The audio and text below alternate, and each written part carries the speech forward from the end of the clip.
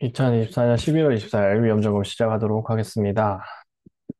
위험 상황 동일하고요. 지금도 녹색이죠. 지금도 그대로 구로 보고 있습니다. 11월부터 내년 3월, 4월까지는 그냥 한번 구로 가는 게 좋을 것 같은 느낌이에요. 작년하고 비슷합니다. 작년도 11월부터 3월, 4월 그렇게 경기가 안 좋은 상황임에도 가는 그런 상황이라고 볼 수 있을 것 같고 글로벌 시장이 그래도 받쳐줄 것 같은 느낌이 든다. 누구냐면 미국만 살려줄 것 같다. 그렇게 보시면 될 것 같고요. 기본적으로 1번, 2번은 동일하게 움직입니다. 시중위험, 제2금융구역 리세션 한계 기업 이제 다 뭉쳐 있고요. 이제는 터질 일만 남아 있는데 그게 이제 유예가 될 것 같다. 그렇게 보고 있는 거고요. 중동 위험은 계속 부각되고 있고 이스라엘이 이번에 또 미사일 났었죠. 그러니까 그런 것들이 시장에서는 부정적으로 볼 수 있습니다.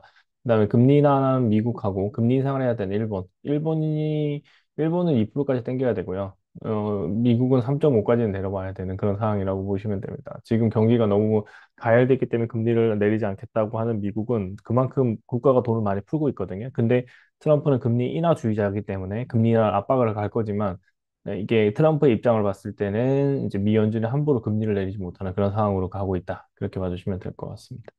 CDS는 34, 34고요. 원달러 환율은 1,400원 그대로 유지하고 있습니다. 걱정은 하지 않고요. 여기 숏을 치고 1,450원까지 보고 있어요. 그래서 이 구간 오면 더 많이 칠 거고 여기서 조금만 더 치고 내려오는 거 1,450원 정도까지는 한번 본다. 지금 그렇게 보고 있습니다. 금리는 그대로 지금 다시 올라간 게 보이죠? 이게 좀 역설적인 금리 상황. 그러니까 경기 침체가 오기 때문에 부도가 나기 때문에 금리가 높아지는 그런 상황이고요.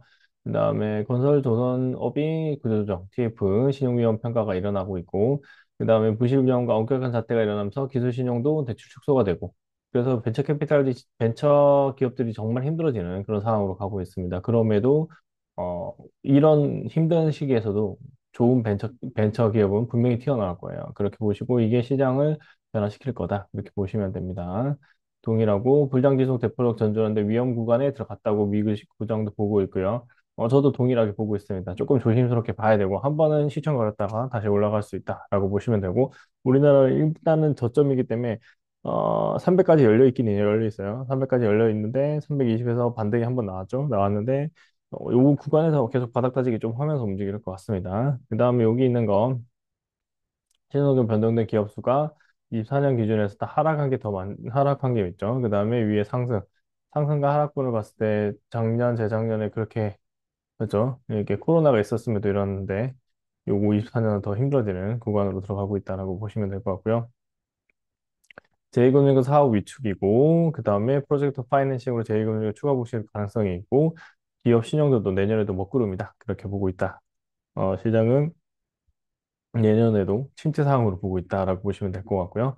기업 부채 급증도 동일하고 구조 간 어깨가 이제 높아지는 거고, 그 다음에 한계 기업도 퇴출이 늦어진다고 해서 요게 이제 돈이 들어가서 결국에는 손실만 확정되는 거거든요. 그러니까 결국에는 조금 애매한 구간 안에 들어가고 있는 거라고 보시면 되고요. 빗으로 겨우 연명인데 전세의 꼴찌에 초유인데 글로벌 수익률이 꼴찌라는 거죠. 그럼 왜냐하면 빨자는 전부 다 코스피로 넘어가고 코스닥은 안 남으려고요. 이유는 뭐냐면 코스닥 상위 기업 그냥 150이라고 하잖아요. 이 안에 들어가면 그냥 국면에 맞는데 좀 기업이 크면은 코스피로 넘어가면 국면을 안 맞아요. 기업 규모가 작기 때문에.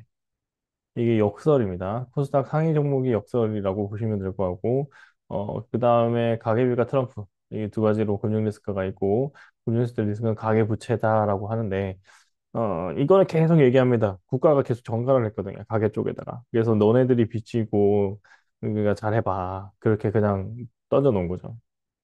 미국은 어떻게 했냐면, 너네들 말고 그냥 돈 받아가. 그렇게 한 거죠. 중간에 좀 살만한 것들. 그러니까 이게 부실된 것을 터는 속도가 어디가 더 빠르냐면 미국이 더 빨라요. 근데 이게 돈 빌려줄 테니까 한번 살아봐 하는 거는 코로나 할 때 잠시만 하는 거고 그 다음에 풀었어야 되는데 이게 해결이 안 되고 있습니다. 왜? 미국처럼 호황이 온 적이 우리나라는 없어요. 정권이 바뀌면서 돈을 풀어야 되는 시점에 지금 추경 요구를 안 하기 때문에 일어나는 일이라고 보시면 될 것 같고요. 건설 취업자는 11년 만에 최대. 그러니까 11만 년 전이 언제예요? 2024년이고 빼면 2023년이죠. 왜 그랬죠? 2012년에 그리스 위기가 나왔죠. 네, 코로나 이후에. 그러니까 글로벌 금융 위기가 한 번 더 비슷한 준하는 수준이 한 번 왔기 때문에 일어난 거고 그 이후에 또 한 번 더 온 겁니다.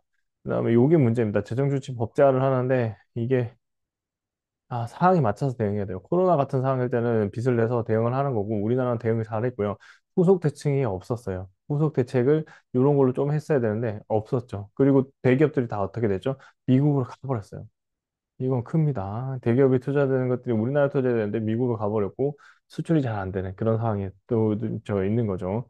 그 다음에 여기에 이제 신탁에서도 지금 힘들어서 이제 경고를 먹고 있다. 이렇게 뭐 적정 시정 조치를 받았다는 거. 그 다음에 제이 브룬크 스태그플레이션을 그 글리츠가 얘기했어요. 이 사람이 얘기했고 결국에는 내년도가 이제 피크가 되지 않을까. 네, 그렇게 보시면 돼요. 경기 침체도 오고 물가 상승도 직면하게 되는. 그러니까 위에서 꺾여도 요때는 못 느끼나 쭉 날아오면 힘들거든요. 우리는 여기 있고 미국은 여기 있어요. 근데 물가도 올라가 버려요. 똑같이 올라갈 거거든요. 그만큼 힘들어지고 우리나라가 1,400원에 원 환율이 되면은 물가가 높아집니다. 그래서 우리 스태그플레이션은 우리는 들어가 있다라고 보시면 됩니다. 근데 글로벌이 제대로 된 침체가 미국 때문에 안 왔어요. 그래서 힘들다는 겁니다. 이게 침체가 왔다 안 왔다는 기준은 글로벌 침체는 안 왔는데 우리나라 침체는 와 있다. 이렇게 보시면 될 것 같아요. 그다음에 요게 글로벌 침체의 원인이 될 수도 있어요. 중임금 노동자 실업이 되는 거죠. 언제나 가진 자와 가지지 않은 자의 싸움이 계속 지속되고 있다. 이렇게 보시면 될 것 같고 이게 딱 선상에서의 한계점 넘어가는 사람들 수익을 많이 가져가지만 그러지 않을 때는 힘들어진다. 이렇게 보시면 될 것 같습니다.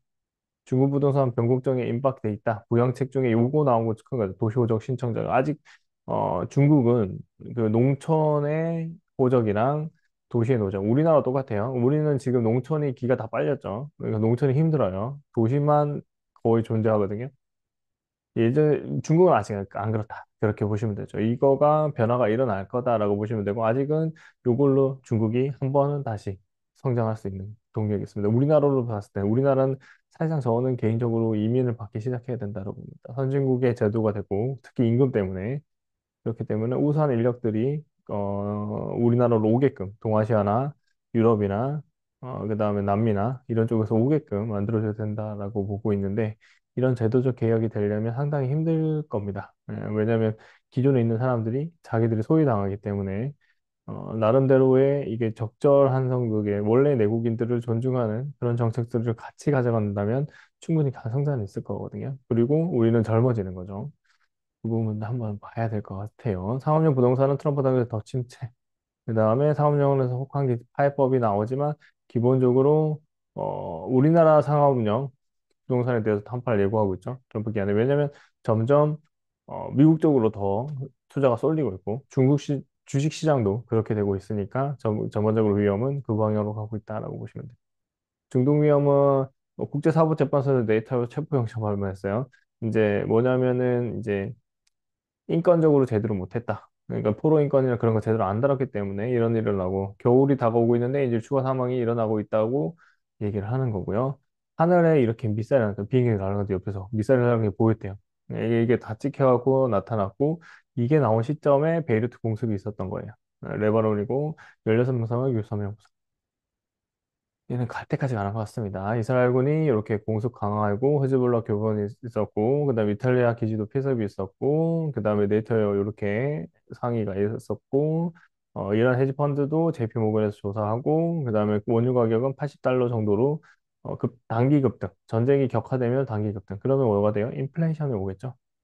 우리나라로 바로 연결고리가 안 되는 거는 관계는 없습니다. 그리고 이 사항이 만약에 이제 오펙이 이제 러시아 쪽으로 붙어버리면 더 골 때리는 상황인데 사우디가 그걸 막고 있죠. 그나마 나은 상황이라고 보시면 될 것 같습니다. 그 선을 넘지 말아야 됩니다. 근데 이란하고 붙으면 힘들어진다라고 보시면 됩니다. 미국 금리 인하와 금리 인하 시작은 동일한 상황입니다. 뉴스는 조금 빠져 있지만 기본적으로는 여기 요 선상에서 조금은 지금 연준이 한 몇 개월은 가져가고 싶어 하는 것 같아요. 근데 트럼프가 가만히 놔두진 않을 거라서 그 분위기로 봐야 되고 적정은 3.5까지는 와야 된다. 그 다음에 일본을 보시면 0.25죠. 얘가 적정은 2까지는 올라가야 된다. 라고 보시면 됩니다. 우리나라는 지금 적정의 금리에 와 있어요. 그런데도 어떻게 돼요? 힘들다 하고 있어요. 힘들다. 그래서 사실상 침체 상황인 거죠. 그렇게 보시면 될 것 같고, 이런 상황이었을 때 투자는 저는 개인적으로 국내에서 투자할 거 이제 수익 날 만한 종목들이 이제 점점 늘어나고 있는 것 같고요. 그다음에 미국 시장은 이제 좋은 종목들이 조금 사라지고 있지 않나 그렇게 보이고 있습니다. 혹자는 이제 계속 투자를 하고 있지만 이런 거예요. 이렇게 올라갈 거예요. 올라갔다 내려오는데 내려오는 시점이나 지금 시점이나 거의 똑같을 것 같아요. 이거를 먹고 빠져야 되는 구간에 이제 들어갔다. 이렇게 봐주시면 될 것 같습니다. 미국 시장은 어, 투자를 하되 조심스럽게 대응을 하시는 거 꼭 잊지 마시고 안전하게 투자를 하시면 좋을 것 같습니다. 오늘 위험 점검은 여기까지 하고요. 다음 주에 뵙도록 하겠습니다. 감사합니다.